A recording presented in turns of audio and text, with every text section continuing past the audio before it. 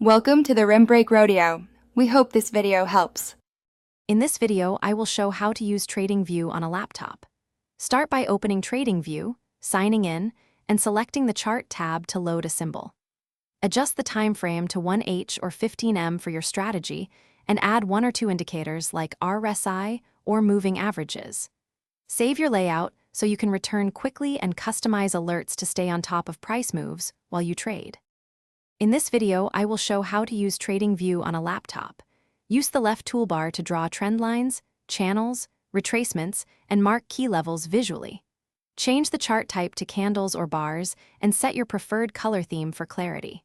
Add indicators from the top panel and layer moving averages or RSI to confirm signals. Practice saving templates to load setups quickly when watching multiple markets.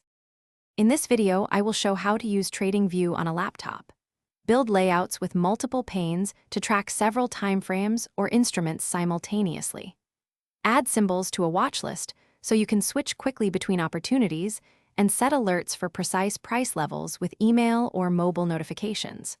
Organize snapshots and save chart templates to standardize your analysis and reduce setup time before market sessions begin. Thanks for watching. Consider subscribing if we helped you.